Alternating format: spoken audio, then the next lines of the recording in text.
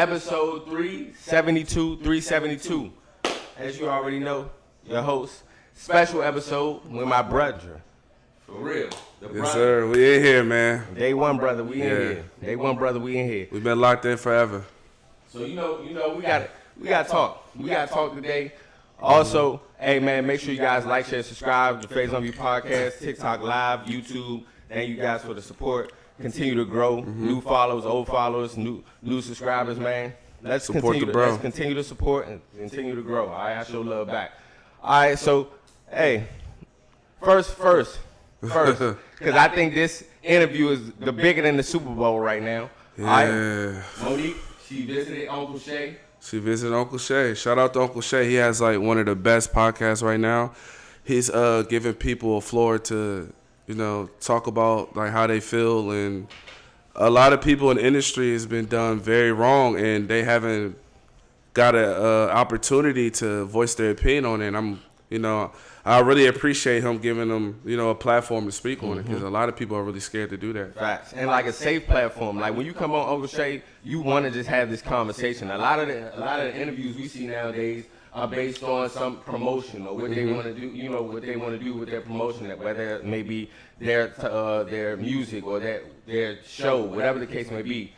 When they come to Uncle Shay, it's more of a genuine experience. People really talk. All right, and so since the Cat Williams interview, like we said, Cat Williams set it off, but this Monique definitely interview, set it off. He set the Monique tone. Interview is the one I wanted to see right at the Cat Williams, but I like how it got built up into this, because 21 Savage just had a great interview on Uncle Shay. Usher just had an interview. This just shows you the growth of Shannon Sharpe too. Like, I really respect Shannon Sharpe, because out of the 7 years he was with Skip, he kind of took the back seat when he was the main attraction as far as the show. You know what I'm saying? His personality, how really deep and genuine he is as far as what he converses about as far as football, but also just real life stuff. He's like a real uncle. That's what's great. That's the best part about him too. Also, like, he used the values of his grandparents. He always giving lessons to his people. Like, he's always willing to teach people. He's always like, having an open ear for everybody to come talk to him. Like, he don't judge anybody. He's not choosing no sides. And that's one of the best things, like, in this podcast space. If you're going to interview people, you want people to come on your platform, you got to make them feel comfortable. You can't just bombard them with questions. You have to let them tell their story, because it's a lot of people out there that need their story heard, and they're not really able to. So it's very touchy. It's very personal. So he's allowing them to actually give out their emotions and tell the clean-cut truth. And we need a lot of podcasts. We need a lot of people to do that, because it's a lot of things out there that, people are scared to talk about. Right. People aren't talking about that need to talk about. So spread awareness. So when the people come underneath you, a lot of people are trying to get in this industry, but they don't know what's going on who you got to be aware of, because a lot of people are letting them go into traps and letting them just do anything, and then now you see them, they on this, they on that, and their career dwindling because they never had somebody to speak out for them, and they couldn't tell their story. So I appreciate that. Yeah, I really appreciate that too. Yeah. Like we just said, we don't have platforms like that. That's one of the lost arts of today, is the interview. Like the interview process. And respect to the streamers, because they're interviewing, now the new acts and the people just coming up there for promotion and marketing ability. But you had to change up how you interview. You can't just ask the generic questions. Definitely. And then also be judgmental. And also too, it's like I'm noticing a lot with a lot of podcasts. It's starting to become like First 48. Like, when you're interviewing people, when you're, trying to get information from them, ask good, reasonable questions. There's a lot of people asking questions like, oh, what did you do last week, and who you beefing with this, beefing with that? Could we stop using podcasts as a weapon to fuel beef and feel like, and then while you get somebody to say a certain thing, now they got to go home at night, or they got to walk around, and they got to go back to where they from, and you're sleeping at home and you're chilling while I'm in a beef and I'm in a war with somebody off of clips that you're editing. But what was your favorite part of the Monique interview? Yeah, my favorite part about the Monique interview was just honestly, what she was talking about around the stereotypes of being a black woman, and then also like what she said, being a big black woman in the industry. Right, they don't look at her the same. They right. they look at her differently, and also they think they can treat her however they want to treat her based off of her image and what she portrays, just because she's genuine and real. And one thing that I pinpointed was just how she talked about her delivery rather than versus Taraji P's delivery. She understood what the message was. She supported Taraji P. Exactly. But based on how heartfelt it was with Taraji P and her crying out for emotions, just because she was Monique was a strong black woman speaking up for herself, we want to look at her as bitter. Right. A lot of people wasn't on the side of Monique when she first came out, and guess what? They was mad at her because she said names. She did something that nobody wanted to do. She said names, and then based on how she said it, because we glorify people. We know this, dears. We glorify people because of their status, and just because of their status, people turn to be biased on them just because of their status. So the people that she named, a lot of them thought, and honestly too, like I give her a tremendous amount of respect because a lot of people are very, very scared to speak on certain people and name them certain names because you can get blackballed at an instant. Like, she definitely said something about, Tyler Perry saying that she's hard to work with. And a lot of people say, oh, well, just forget about it. Don't think about it. But if when that one person say that you are hard to work with, a lot of people are going to separate themselves from you because Tyler Perry, he's one of the biggest forces in Hollywood. He has his own studio, so a lot of these a lot of these Hollywood execs and these producers, they need Tyler Perry right now because he can budget his stuff off to people. So if you allow him to say something like that, a lot of people are going to be scared to work with you because they still want his work. So we have to be mindful of the things we say and the words we put out about people because you can stop their money. She lost millions and millions of dollars based upon people's words. And all she's saying is she just want him to come clear it up, Yeah, and I respect her for that too in the interview. Like, she's saying like, okay, yeah, I know my lawyer can handle it, but this is just off of just being genuine as far as like our relationship, because our relationship is tainted. Facts. Also, I just want you to be real about it and apologize to me. That's what she respected about Lee Daniels in the situation, because she said the same thing about Lee Daniels. Who kind of did something similar to what Tyler But then Perry he came back and apologized. But he came out and apologized publicly for all the private things that were going on. You came out publicly and spoke about it, because while I'm speaking out, y'all are silent, but y'all understand that y'all did this to me.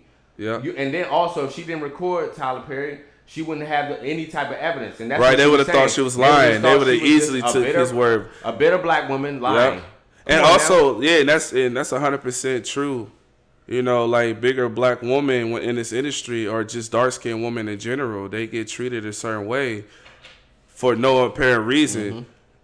In this industry, they don't like when people are voicing their opinions and telling them how they should be treated. They want us to just sit back and just allow them to beat us up and give us lashings without us being able to respond back. And it's crazy because a lot of people's careers have been tainted, especially a lot of beautiful black queens. Like, a lot of their careers been tainted because they wasn't able to have that type of voice. They was overshadowed, and they was cast aside and belittled for trying to speak out. Or they say, oh, you're ghetto, you're this. Why are you calling me ghetto? Why are you calling me this and that? Just because I won't allow you to disrespect me or talk to me like this, or gatekeep me and try to make me do things that I don't want to do. How dare you call me hard to work with just because I'm not going to allow you to put me in a trailer that she just posted that actually blew up. This is how they treat people, and they expect people to just lay down and respect all of that. You just can't.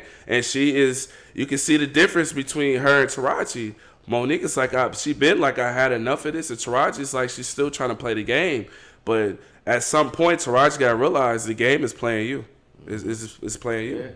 Yeah, because at the end of the day, what bothers me the most too, and what Monique talked about was about the fact that she was in a relationship and also she now has a husband that's her manager. And that they're very close, and they didn't want him present. A lot of people look at him funny for supporting this black woman, but we always say support black women when it comes. But when it comes time to doing that and see what a real relationship like and see what a husband is actually doing, we don't like that or they don't understand that because she has somebody by her side, and I feel like that was a portion of it that she talked about that was kind of alarming to them, the people that she was talking about. It's just that, okay, we're trying to talk to you, or we're trying to talk to your lawyer. No, we need to talk to my manager and my husband that stands up for me. And that's the thing about that. Like, that's what they're scared of. They're scared of a beautiful, strong black couple coming together and having somebody beside you to fight and tackle against the certain things that you may say. And also, she needs somebody there to make sure, it don't get out of hand. No blackballing is allowed. Because a lot of these people get behind these closed doors, and they will say certain things and try to threaten you, and they don't want nobody to see that. They don't want nobody to be present to see what they're saying, because guess what? She's gonna come out and say, "Oh, well, this person threatened me behind closed doors." But if it's not recorded like she did before, they're not going to believe her. So her husband being there is her backbone. Like, everybody need a backbone. Everybody need somebody next to them. Because also, it's a thing with some rappers, they will actually bring their wives with them everywhere they go. No matter if it's a show, no matter if it's an interview, because they want to make sure somebody's there to watch over them, to make sure, like, nobody's saying funny things, and they can be there to actually record or just, you gotta have somebody there. You gotta have like a backup plan. You gotta have some type of backbone. And there's nothing wrong with that too. There's nothing wrong with that. And also, what this interview just showed me is just like, at the end of the day, like, you gotta understand that everybody is not loyal, and everybody's not loyal for you. And then also, business is business.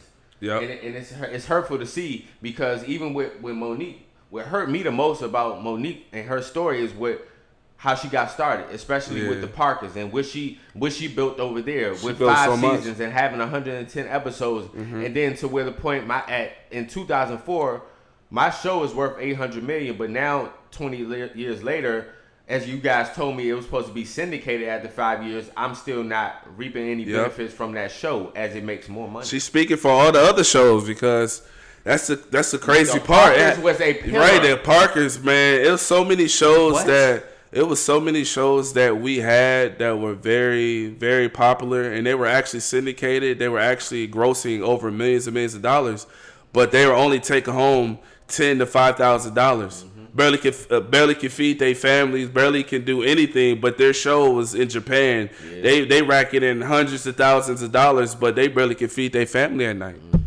Like Taraji P. Henson, you know how many movies she been in? You know what I mean?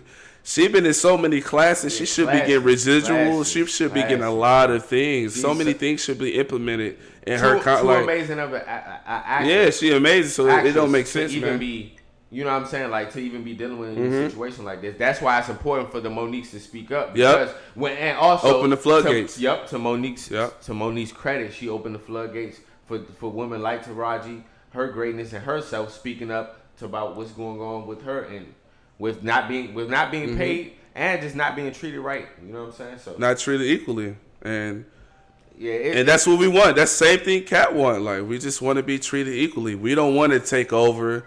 We don't want to do this. We don't want to do that. We just want to be treated equally. We want our 40 acres in the middle. And you can respect both of them because they stand on what they stand. They stand on business. They stand on business. And a lot of people are responding about it and getting upset. Like your boy D.L. Hughley, like, he had a vicious response to her. I'm like, like, how you responded? You responded very viciously. So that proves something. That proves, like, you wasn't doing the right things by her. You wasn't treating her fair. Because if you was such a great person, because he always move around like he's a philanthropist, he's whatever he is, which I'm never discrediting him. You always got to be that same guy though. Don't treat her like a peasant when you speak peace and you speak black unity. But when somebody call you out, now the black unity go out the window. It's crazy. Instantly, bro. Can't respect it. Can't respect it. Like, at the end of the day, that's one thing that Monique sparked, is the conversation about like just being, like she said, being heavy set and being in the industry, but and then also just how she's treated just based off of her appearance. Like, okay, well, dang, you could just treat me any type of way, but you call me sister all day, but you can just treat me any type of way. We have an interview, and one of your people asked me a crazy behind the question, scenes, they and asked her, and I call you some and you stuff like, about somebody she had problems with. and you like, oh yeah, that's how we is. You know what I'm saying? That's how we roll over here. Like, I mean, that's unacceptable. You got to be saying? professional. Because if it was the other way around, he probably would feel some type of way too. So it's like you have to treat people the same way you want them to treat you. That's just the laws of nature. It's the laws of physics. It'd be crazy, bro. And that's why all of these interviews are coming out like this, because you have to treat people the way you want to be treated. And people are tired of being wronged. These people are tired of being in these filthy contracts. Well, I will say, we have to start being smarter about these contracts that we're signing. That's true too, bro. We keep signing these crazy contracts, and then we mad because we in a slave deal. Now they got your soul for 7 years. Yeah. 7 years, and you got to drop 10 albums. If you don't drop them 10 albums in them 7 years, then you in the red. And most labels are designed to keep you in the red. They want you to be in the red. So stop thinking they your friend just because they drop a big bag off on you. They love that. They want you to accept that bag, because guess what? That come with blood. That bag come with blood, man. Yeah, it get real. And like that's what, like you saying, come with blood. Just being educated or have people around you. Yeah, always have somebody around you. Always that stay can be educated on that. But you're right though. That all comes into play as well. Hey, spoiler alert: Raising Kanan season finale, man. season 3.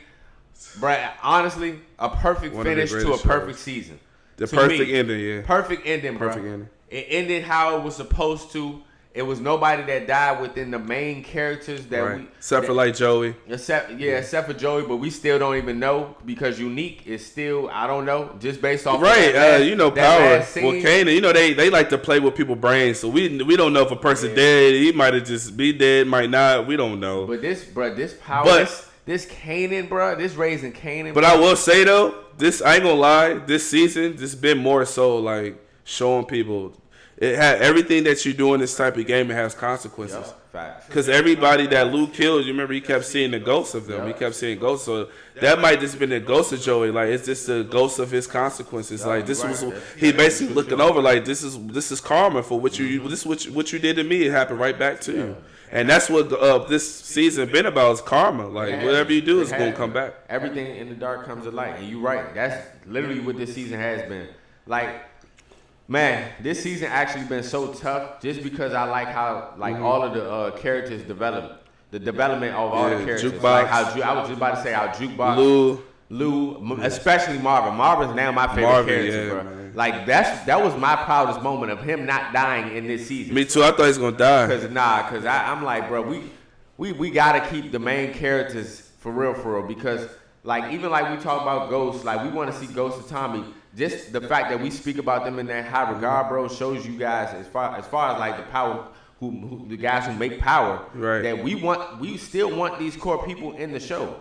Right, we do. You can't just keep killing off the main characters. You gotta keep the ball rolling. Bro. Because it's insane. They kill off the main character like the third season. Like you can't just let people just start getting used to the character. Then as soon as you get used to him, you kill him off. And one thing you were saying about Marvin, what I liked about the character build, like this season of Kanan, they did a lot of character building. Especially with Marvin, how he wasn't really like a good father at first, and he was always doing his thing and that. But then he realized that he has to play an important part in his daughter's life, because if he's not there, she's going to end up being like him. And close to the end of the season, he started being there, which is really good. And that symbolized a lot of things, because in black television, we don't really get to see that type of side of the guy and the bad father, you know what I'm saying? He come back into the child life and end up loving and caring for him and fight thick and thin. You get more than that. Most of the time, the father is just in jail and he just go to the streets. You know what I'm saying? But they actually show a good dynamic. I love the dynamics in the show. Like, they ain't just overdo it with this one. And Rock, yeah, she a beast. Rock, her as an actress and just Rock very as ambitious a character. Yeah, very she's ambitious. Different. Like, I ain't gonna lie, she's different.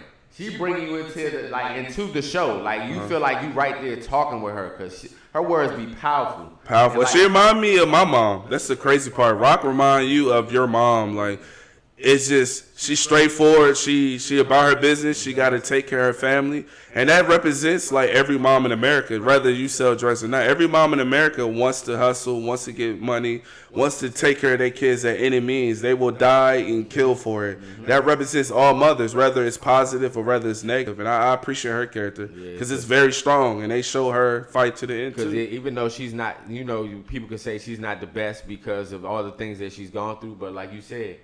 She does everything she can for her family. Yeah, for her legacy. For her legacy. Her generation. She want her legacy. That's real because Rob, man. And which is sad because it's like you gotta kill, steal, rob for your legacy. But in certain environments, certain places, that's all they know. I'm not giving them an excuse or anything, but at the same time, if you're born confined in a certain area when you only see certain things, you're only going to naturally become the environment. That's just like, in nature. If you're in nature, some animals, they didn't have this clause. They didn't have this, they have that. But over time, over their generations being killed, they had to develop certain things to keep them surviving. So that's basically what it is. It's survival of the fittest. Really you have to adapt. You have to learn your environment, and you have to just be the best in your environment. And in this finale, I'm glad they got rid of Ronnie because Ronnie, I think his character was becoming good, but like it was being forced at the same time. In my opinion, he started reminding me of what's that guy from BMF? Yeah, he started reminding me of Lamar. Like, I hate them freak characters that just be killing everybody. It's like they gotta die at some point. And then honestly, I was shocked that they killed Omar Epps. I was shocked that they killed. Man, he is a great man. I ain't gonna lie, man. Omar Epps probably can win an award out of all the people. Like we hate how slimy he is in that show, but out of all people, he can win an award for that. Nah, he played that role nicely, man. He went from, you watched him go through so many different emotions. He went from that powerful guy, and he thought he had rock in his hands, and he thought he had it. And close to the end, you can start seeing him start to disintegrate slowly, and he started becoming more vulnerable and weak. Yeah. And right when he at his weakest moment, it's just boom. Yeah, and you knew, man. Eventually, you knew that had to happen because he knew too much. He knew too much, and he was trying to get Marvin to go to jail for them. Like Rob. It was too tangled. They had to loosen up the ends, man. And that's the moment. Right there, that's a perfect moment. Two birds with one stone. But I'm saying we didn't know what the moment was going to be where Kanan flipped the switch. Really? Yeah, he flipped the switch. That's the moment right there. What killed me is like he stages on. It's a double cross. He stages on kidnap and then still killed the guy that he helped. That's the meanest double cross. And remember, he looked at him. He was like, you don't know who I really am. And he really meant that. Facts, bro. And I was shook when he said that, bro. He was like, you don't. He looked Ronnie in his eyes. He looked him in the eye. You don't know who I really am. You don't know who I really am, Jew. On my mother. His voice forced as hell. But I told you not to make my mother. I respect this character build too. They all have really good character builds. Like I ain't gonna lie, like they. The only thing I can say I'm disappointed in is that we didn't see Ghost of Tommy yet. But I like the fact that they're gonna wait. They gotta wait. You gotta wait for that. I'm telling you, they're gonna add it in this next season. The reason why is because the storyline can't go anywhere else. Yeah, they're going to jump it a few years later. Yes, you got to, bro. But at the same time, they building because they want to make this a universe. This is a universe, so they don't want to just rush. Sure. Honestly, I feel like every flaw they made with the regular power, they want to make it right with this one. I can tell. They're taking this one of the shows they really taking their time. This is the best out of the three. It's the best one. This better than Tyrese and this better than Tommy. Hands down. Like, this joint different, bro. Mm-hmm. This joint different. Like hands down, one of the best ones. Like you said, you can tell 50 really dedicated his time into this one because it is really based on him. Shout out to him. And I was just talking to bro the other day. 50 Cent is definitely Spike Lee of this TV show shit. Yeah, he's definitely Spike Lee of this. Ain't even close. He's a curator. He's a great producer. Ain't even close no more, he has a brilliant mind. He's really great at captivating what he went through and putting that into life because it's real. So he just want to show people. it's like a message in this stuff too. Like when you watch, it's not just about selling drugs and doing this. It's about this is the consequences of the life you choose. Okay, you get the glamour and the glitz, you get the chains, the ropes, the nice cars, the women, all of that. But everything comes with a price. Everything comes with a price. So if you want to live that type of life, be aware of the man around the corner. It might be a good man or it might be a bad man. What I respect about Fifth more as well too is that, like we just said, Monique, like he's giving people opportunities and roles that we would like to see. He gave her a role in being man, but those are the roles we like to see, and the people that deserve their credit, he's putting them in these movies and TV shows, bro. He's creating a whole universe that is just different, bro. Different. He is. Like he's really putting so much effort into these, and he definitely got to be celebrated for Black History Month too, man. Yeah, you got to throw him in there, man. Like for real. Honestly, and I think the reason why they treat him like that because of the antics. Like 50 Cent, sometimes us as African Americans, we realize to get to a certain plateau in this industry, we gotta like ruffle some feathers. We gotta kick doors down, and we gotta realize we can't. Sometimes kick a door down could be a solution, but at the same time, we gotta start outsmarting people. We gotta start using our brains. We can't always just force our way into the office. We can't just put people over the balconies. We can't keep doing these type of things. We got to at some point we got to use our brain and actually really come together and figure out real plans, real solutions to really tackle all these things that we need to tackle. Yeah, that's right. Like programs, schools, all of that. We could do that, but we got to do it together. We can't. Because guess what? And that's how they always get us, because guess what? You want to be the rah-rah, you want to be a tough guy, cool. The easiest way to get that person, lock them up. That's it. Now, okay, next one. Lock them up. Next one. Lock them up. Next one. Lock them up. All right, you want to play? Okay, we're going to make sure the hip-hop police follow you.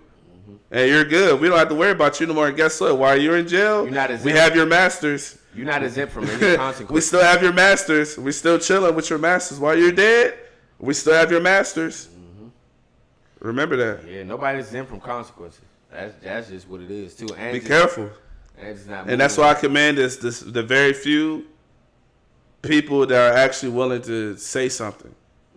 Like 50 Cent. Because them saying something is worth more than money, to be honest. No amount of money is worth more than them actually speaking their truth and being able to die knowing that they said everything they wanted to say and everything they felt. And that's really worth more than anything at this point. That's real talk. That's why we appreciate what Cat Williams did with Club Shay Shay, because he brought a lot of the real, bro.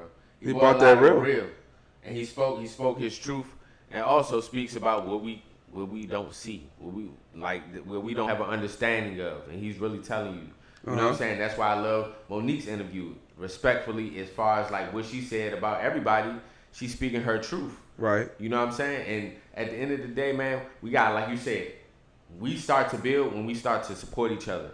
All right, when we actually start supporting each other and stop being so judgmental. Because just imagine Monique, a lead role in a Tyler Perry movie. Right. Come on now. I mean, that was I'm talking about just a 2024 future lead role. Do you understand? No, that was Lee Daniels. Yeah, that was Lee Daniels. Yes, that was Lee Daniels. But just imagine Tyler Perry building a whole character for Monique. She will get an Oscar. She will get some crazy. I'm telling you, we are more powerful together than separate. We got to stop gatekeeping each other, because you never know.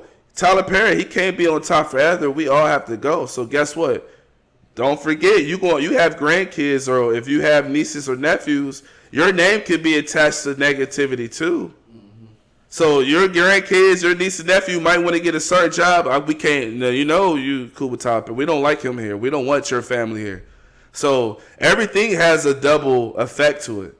So he might try to blackball people, but at the same time, that blackballing might come back. So we all have to realize, like, we have to sit together. We got to love one another, because we might need each other at the end. You might need that same person that you disrespected, the same person that you hurt, the same person who did all that. It might be the same person that keep that door locked on you when you need it to be open. And that could go any way. Any way you want it to be. Anyway, you right. Be careful. You absolutely the tables, my mama always say, the tables always turn. Nah, that's real talk though. That's real talk. That karma is a real thing, and ain't no doubt about it. I want to talk about this Kobe statue. All right, man, the GOAT to me. All right, 2'8", 24, 2'8", 24, man. They new statue outside the Lakers arena now. All right, the Staples Center I call it, but it's now the Crypto. All right, but got the number one. All right, 81 when he scored the 81 points. That's respected. Come on, number 8 Kobe. You know, despite everybody saying what the statue looked like Kobe, bro, what he represented for the Lakers, to me, the greatest Laker of all time, just for what he represented, bro. Like, Mamba mentality, everybody don't have that mentality. That's what makes him different, sets himself apart. Like, he was different. Kobe, whether you liked or disliked him, you always respected him. Kobe was always the first and last person in the gym. Facts. He didn't indulge in all the extra activities. One thing that man wanted to do was play basketball and take care of his kids. He was a loving, caring man, and regardless of how that statue look, it's crazy. It's like our people always talking about, we need to honor this person, we need to honor this and that. And when they finally honor this person by giving him a statue, they want to talk about how I look. It's like we have to appreciate. Not saying we have to appreciate. If it look horrible. But at the same time, we just have to appreciate the fact that they're trying to honor Kobe and his legacy, and still trying to, keep his name living and keeping his name alive. And I respect him for that, and I love Kobe. Rest in peace to him. Right. It's hard to talk about Kobe because it's still unreal. I still can't believe what happened to him, especially the kids that were on board and all the other people. Like, it was so horrific. It's crazy, and I'm glad that they're honoring him, and his name won't never go in vain because he was a great player. And he was a great man also. Yeah. Great man also. What I love about this, too, is that they not having just one statue. They about to have 3. They should have 10. And they're have as many statues as you can because he deserves it, man. And also, Monique deserves a statue. We all our black, not even just black, but all the people that actually made a mark and actually did things to help spark change, the people that you have forgotten, the people that we don't talk about. We all should be praised for it.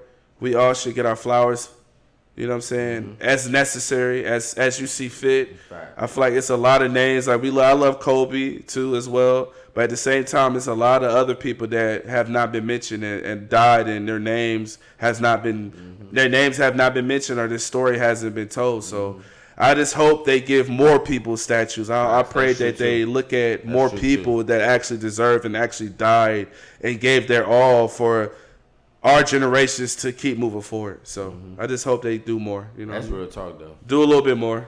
All right, before we get up out of here, all right, Super Bowl. All right, Super Bowl's tomorrow. I got them Chiefs, man. Got the Chiefs. Like I said before, I want the Niners to win, but I'm not betting against Patrick Mahomes. So I got a little parlay on them Chiefs. I don't know where I stand with that, bro. Be careful on them on that FanDuel and them DraftKings. I don't want to see none of y'all in them alleyways getting beat up, man. Please don't put your life savings for real on Chiefs versus 49ers. You got to wake up tomorrow and go to work. Save your money if you're not calculated, right. You got to go to your car and open that door. So be careful with them bets, man. Bet safely, bet responsibly. Better choose wisely. Okay? Choose wisely. But yeah, the Super Bowl, like this is not the Super Bowl we expected. I wanted the Ravens and the Lions, man. Of course. My boy got MVP, so I'm happy about that. But we about to see. The ring is better. We about to see. I ain't gonna lie. Like I said before, Patrick Mahomes get this 3rd ring. Start putting him in the conversations. Yeah, he GOAT status. Okay, you can say that. Right, arguably, you can say that because at his age, nobody has got this far other than Brady, or got these type of numbers and been in the Super Bowl this much. People that been in the league 10 plus years haven't been to the Super Bowl as much as him. So that says a lot. You got to give him his flowers no matter what. That's why I was saying about Brady. We know Brady is the GOAT, but don't say he can't.